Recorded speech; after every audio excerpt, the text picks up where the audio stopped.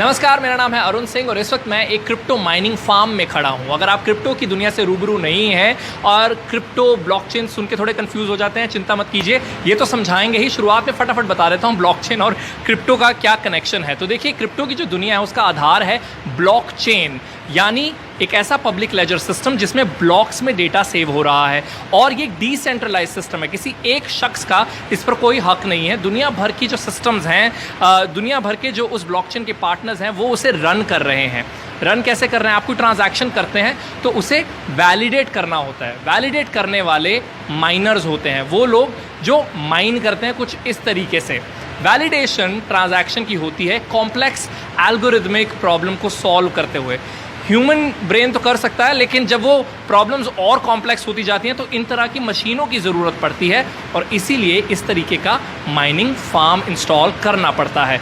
इस वक्त हम रोहतक में हैं। रोहतक का एक पालिका बाज़ार है, बड़ा ही बिजी बाज़ार है। उसके पास हुडा कॉम्प्लेक्स मार्केट है जहाँ पर ये एक इतना बड़ा माइनिंग फार्म लगा हुआ है। GPUs यानी ग्राफिक प्रोसेसिंग जो यूनिट है 300 से ज़्यादा लगे हुए हैं। एक जो रिग है वो उसमें होता क्या क्या है वो आपको आइए क्लोजली दिखा देते हैं। तो ये हुआ मदरबोर्ड है, ये इंटरनेट का कनेक्शन यहाँ आ रहा है। पेन ड्राइव के ज़रिए ऑपरेटिंग सिस्टम जो है वो ऐड किया गया है। पीछे आप देख रहे हैं प्रोसेसर है, एक फ़ैन लगा हुआ है और ये साथ में बगल में यहाँ से पावर सप्लाई आ रही है।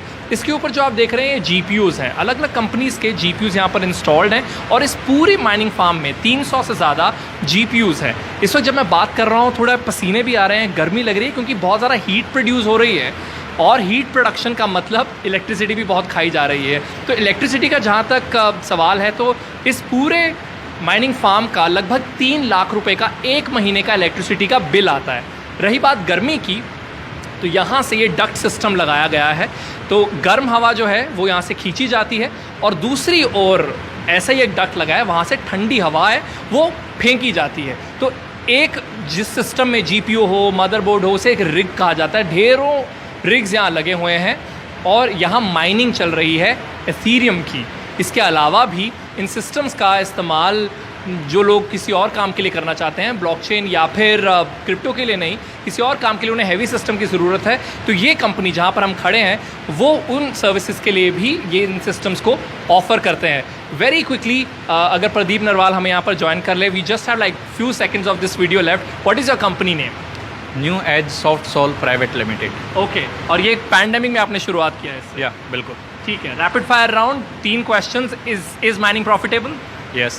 Okay, and can one start mining at comfort of their home? Yes they can. Yes. And third, do you expect any regulation to come in India for mining? क्योंकि अभी जो है कॉस्ट ऑफ एक्विजिशन में गिना नहीं जाता mining, यानी जब आप अपना टैक्स फाइल करते हैं तो आप प्रॉफिट से डिडक्ट नहीं कर सकते अपने माइनिंग की कॉस्ट। तो आप मानते हैं कि आगे का रास्ता जो है वो साफ है, थोड़ा बेहतर हो सकता है? बिल्कुल बिल्कुल। So it's a yes for all 3 answers, but thank you so very much Pradeep for giving us access to get a deeper look into this mining farm, but really interesting world and interesting times ahead. With that, we've come to an end of this video with Prem Kumar. This is Arun Singh for NDTV.